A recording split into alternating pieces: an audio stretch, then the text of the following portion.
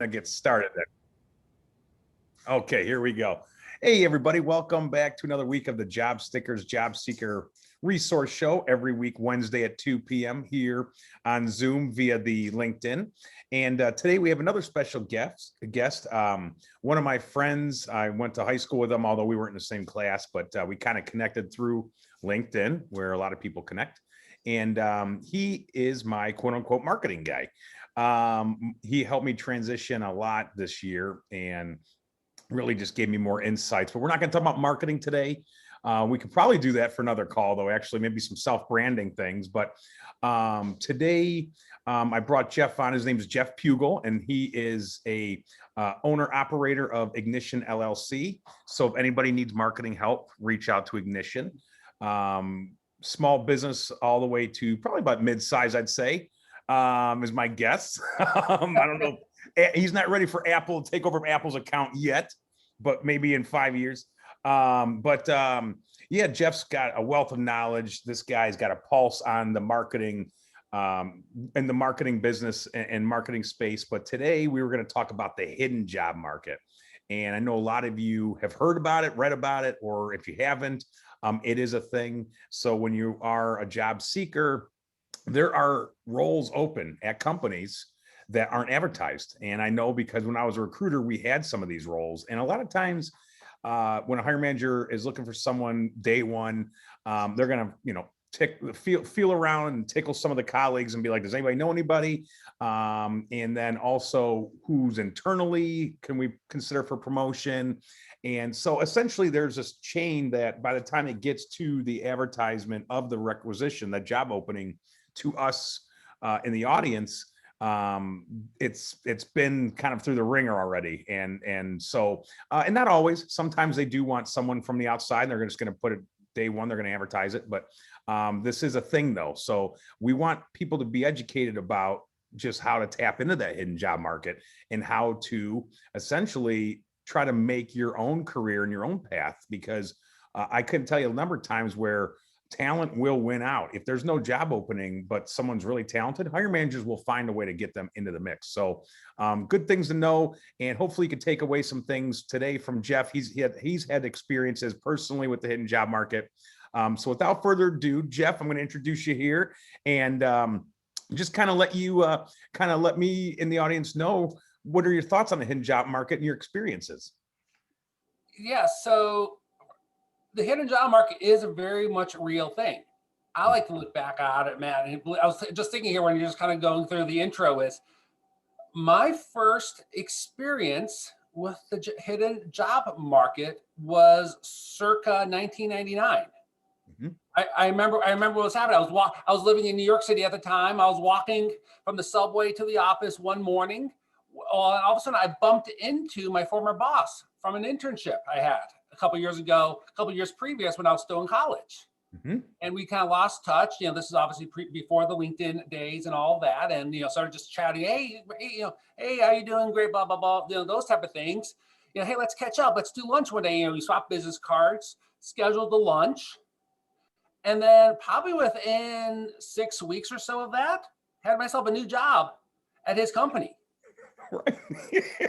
See, timing, and he liked you. He's like, I got to bring this guy on board somewhere. That literally was it. He basically he was rotating off of a team. He hand delivered my resume to the hiring director, who's now a really good lifelong friend of mine too, and basically said, hey, you got to talk with Jeff here. He was underneath me as an intern 2 years ago. I think it'd be really good for what you're doing here. Yeah, absolutely. And what kind of job would you get into there? It was back in my advertising days. Okay, so, that was the advertising job. Okay, that was a sidebar. I just wanted to know which one it was.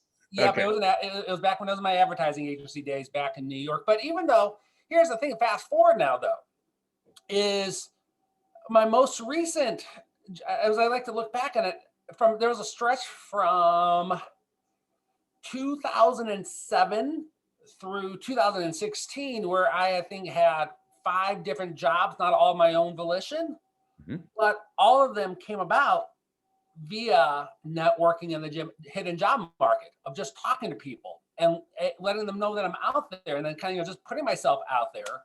So it was kind of, making myself known to everyone that, hey, I'm available Right. on the job market, and that helped, and that's actually what led me from one opportunity to another opportunity to another opportunity to another opportunity.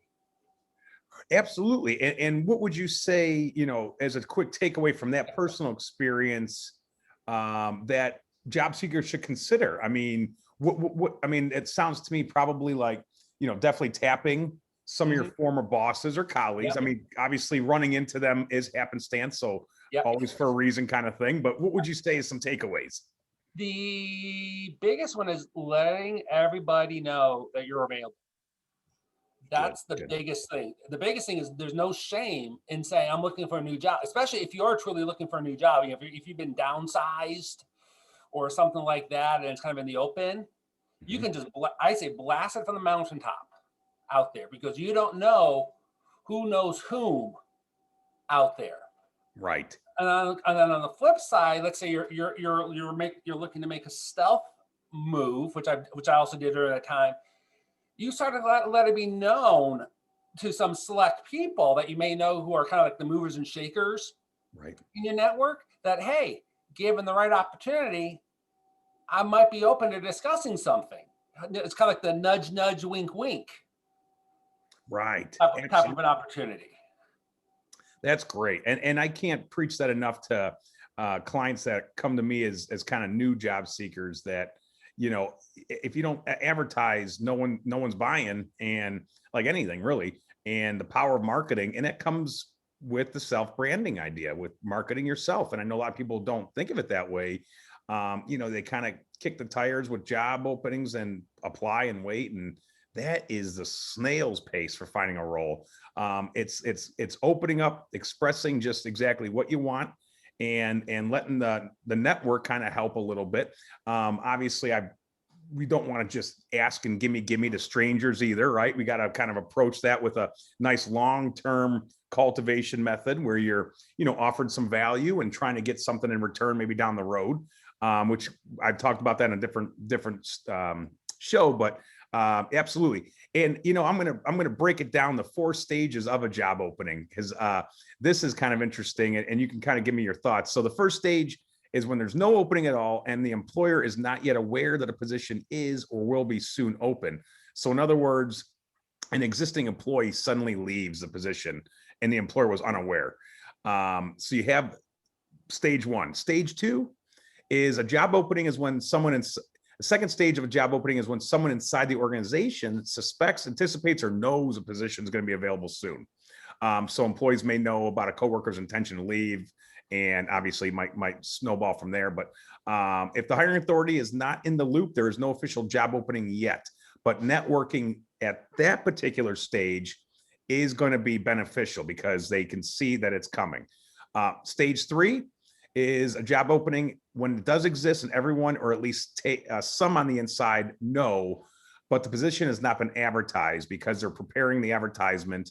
And at this point, a good idea is to make sure you're in the applicant tracking system within your targeted companies, because that is where the recruiters are going to start using what they have already in their wheelhouse in terms of the resumes, and use that resource to kind of see if they can find someone they can source into that role.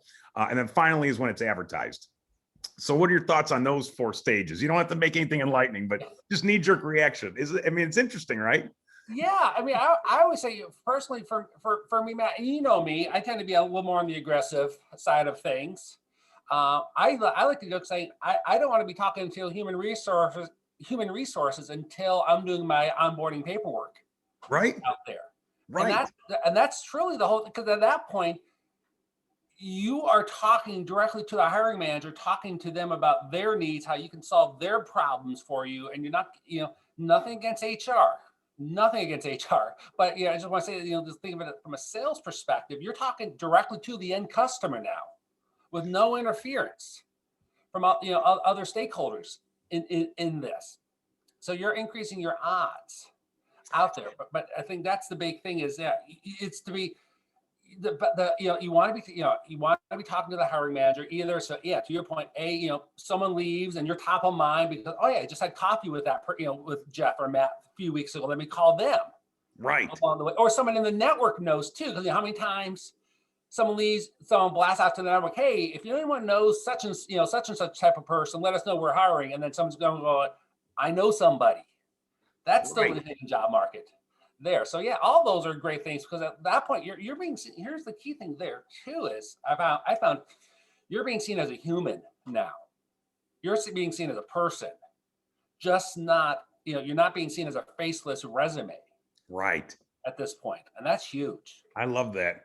And piggybacking off that with, just kind of how do you go about that with the hiring manager research and trying to really vet just where you want to be. Think of it as from a job seeker's perspective. What I would suggest to people is, pinpoint what, your interests, values, skills, attributes, and whatever other criteria that can match what that employer's wants and needs are from their, reverse engineering, kind of what their idea of an ideal candidate would be. And then start to really put together a list of companies rather than, having the world as your oyster. Kind of really make it narrow down a niche and say, okay, I'm going to work for A, B, and C. They're in my area. They align with what I think is good business and what I would like to do.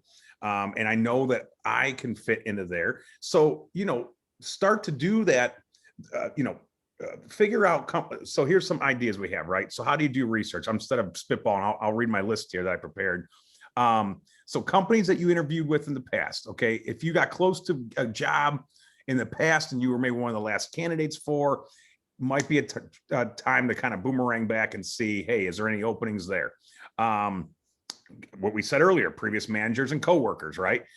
They already know exactly what you're worth, and it is pretty much easier for them to recommend you. Organizations. So, and that includes collegiate ones, business professional ones, volunteer, like fundraisers, charity groups, even athletic clubs, anywhere that you can kind of have some relations with. Recruiters focused on that industry. So if that company does hiring through a local recruiting firm, buddy up with the recruiter at that firm and let them vet you accordingly and let them be your voice. So, because recruiters have that direct access. I love I was a recruiter. I see the value there. Again, organizations in your field. So if you are a non-techie, it's probably best to maybe stay away from the tech companies unless there's a role for maybe a finance person that wants to be a finance person in a tech organization. But again, very limited now compared to maybe a financial organization, right? So just kind of trying to stay in your field, maybe. Nonprofits, advisory boards. So anybody that might have, if you do a business networking type thing, start to really see who's in your area that might have leverage at certain companies, people that are on the Rotary clubs or what's the Chamber of Commerce, those ones. And then finally, since we're all getting this kind of remote idea, I like the idea of, again, expanding your horizon and possibly looking international, because there are a lot of companies hiring people from the States that can work internationally through Zooms or whatever, online, the online space of all the resources that go with that. So those are just some of my ideas. Anything you can throw in on top of that? I would definitely, you mentioned the international aspect. I would totally consider that now. It's funny because I've done a couple of networking calls the last week or so, and both of them have been with people from South Africa working for North American based companies. Right. Exactly. It's like, think about that. They live in South Africa and they're working for North American based companies. And to your point, Matt, because there's Zoom and everything, no one knows you're in South Africa unless you tell them you're in South Africa. Right. Right. And that's exactly right. I mean, that's just, we're becoming more of a microscopic business, world that it's just, everything's online and everybody sees each other on the LinkedIns and Facebooks and what have you.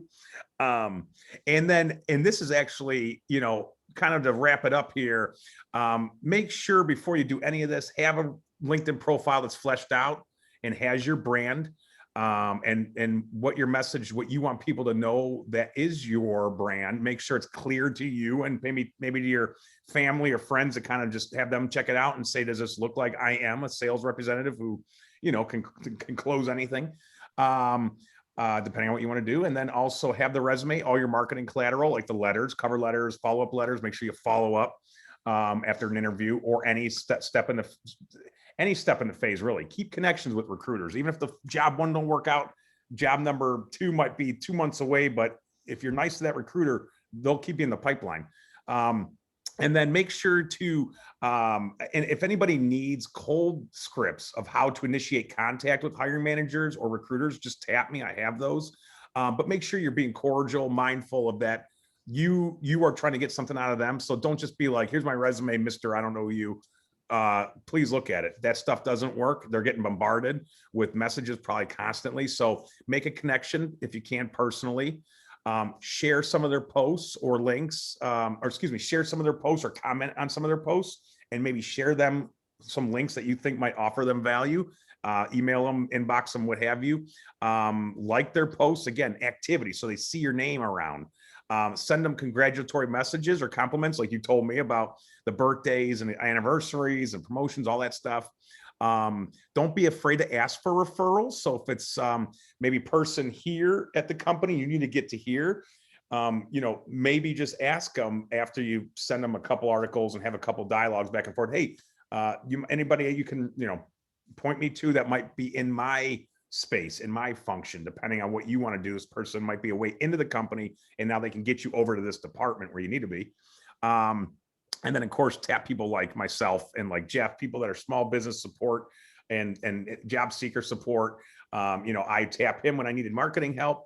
I hope job seekers would tap me if they need career help. You know, there's people that do this stuff all day and have a pulse on what's best practices. So if it needs to come down to it, look towards the investment to kind of to push you ahead. So there's plenty more to talk about, I'm sure, with this can go in off many directions, but we want to keep a hidden job market. So know it exists and do your best to kind of get into it. And it guarantee you will find more opportunities than just putting the resume out there and hoping someone calls, because that's it. They'll definitely not the fastest way. Sometimes people do get lucky, don't get me wrong. So yeah, Jeff, thank you so much. How can people find you? Two easy ways. You can go to my website at ignition.llc and reach out there, or also feel free to reach out to me over on LinkedIn as well, because last time I checked, I am the only Jeff Pugel on LinkedIn, so it should be pretty easy to find there as well. Pugel. Hey, I thank you for your time. And Tanisha, as always, my #1 supporter. Tanisha's always on. Thank you for the great information. Yes, absolutely, Tanisha, always. And I will be back next Wednesday. So thank you again. And don't forget, Tuesdays at 2 on my Facebook group, Wednesdays at 2 right here. And I hope everyone has a good rest of your day, a good wrap up to the week. And I appreciate your guys' support. And I hope someone got something out of this. So, and it will be on YouTube afterwards as well. So thank you guys. thank you. Bye-bye.